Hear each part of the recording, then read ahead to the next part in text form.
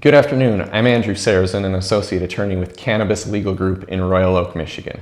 Cannabis Legal Group serves clients across the state of Michigan in their business and licensing needs in the cannabis field. This week I'm bringing you another installment of our video series, and again I'm talking about local ordinances.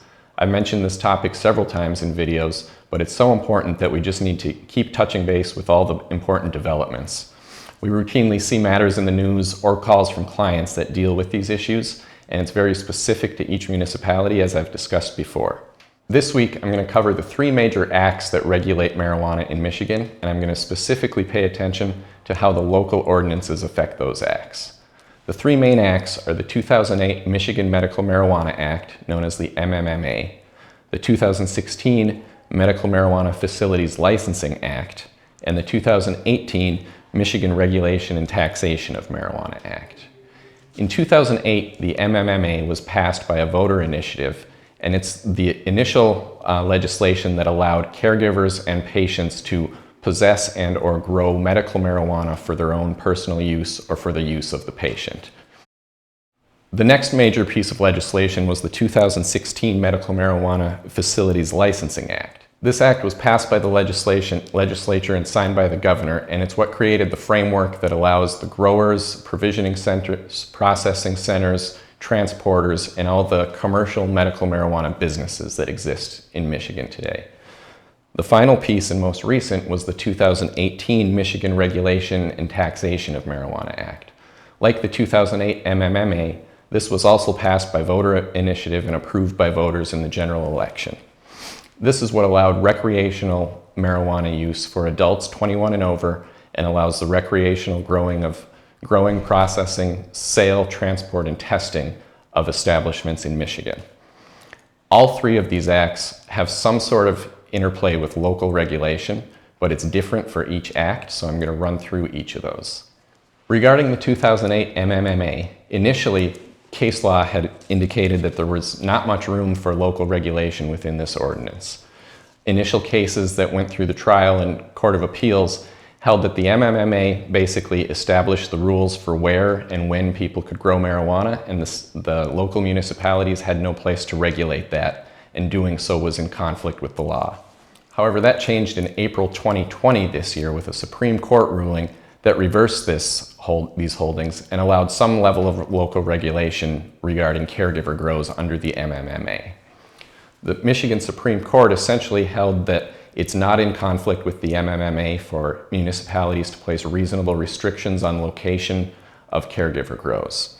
Essentially, it's in compliance with the MMMA as long as the municipality does not totally prohibit caregiver grows within its boundaries, and it doesn't impose regulations that are unreasonable or inconsistent with the law.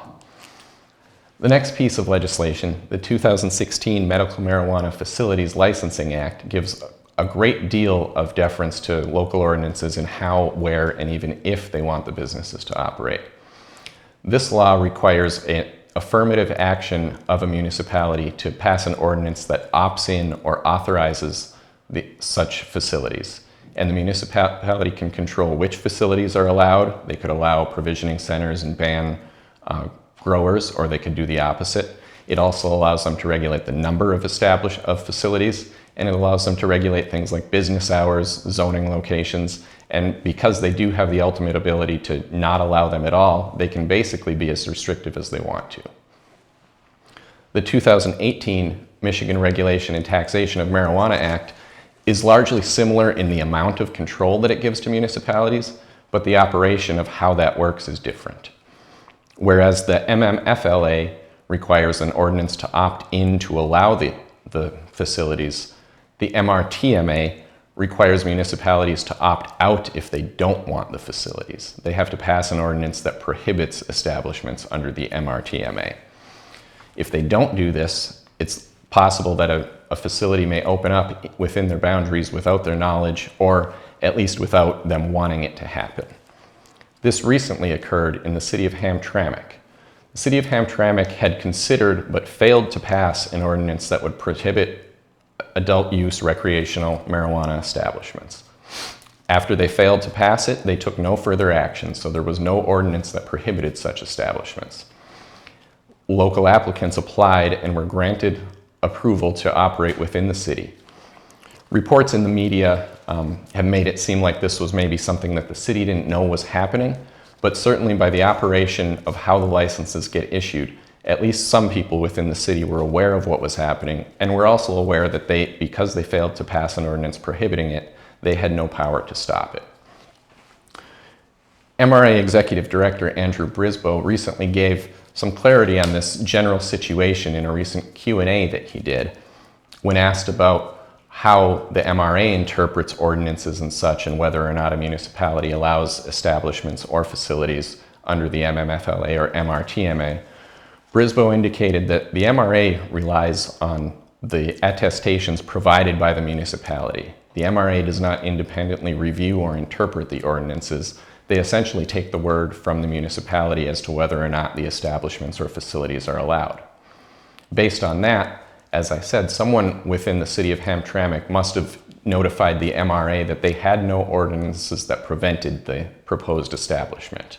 Now, that doesn't mean that they were happy about it or that they welcomed the establishment coming in their boundaries, but they did acknowledge that under the law, they failed to do what was required to prohibit, so that they must allow them. This illustrates how it's important for municipalities as well as individual applicants to know the status of the law and the requirements of local ordinance and regulation. Just as a municipality can end up with an undesirable effect if they don't pay attention and do as they're required, an individual applicant can also end up with adverse effects if they don't pay attention to what's going on within the municipality and changes in the ordinance.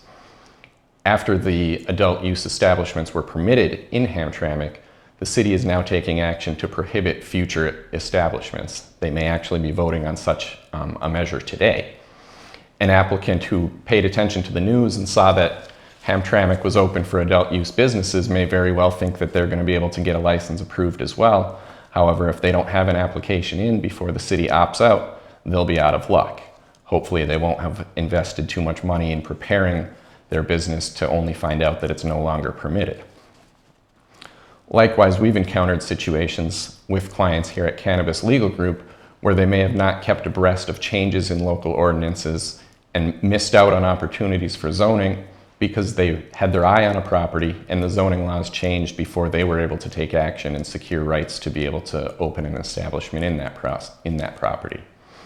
Once the opportunity passes and that location is validly prohibited, other than getting the municipality to change course, there's not much you can do to be allowed to use that location. This is different than a situation where you do have approval or you are operating as a caregiver or other established business and then the ordinance changes. Under that situation, you may possibly be grandfathered in and allowed to continue operation of your business as long as the use doesn't change. However, there's a notable unsettled area of the law here as it applies to adult use businesses under the Michigan Regulation and Taxation of Marijuana Act.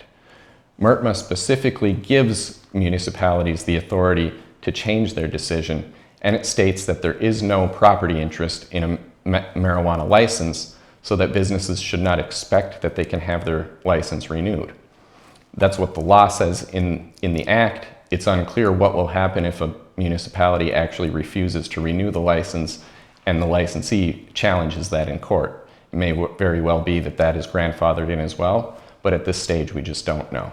In summation, it's important to stay on top of the ordinances for both municipalities and individuals. Until you have a final approval in an operating business, you should be checking minutes of planning commissions, minutes of city council meetings to make sure that discussions aren't occurring where they might be changing the ordinances underneath you before you have a chance to basically get the protection of the ordinance and ensure that you'll be allowed to operate there.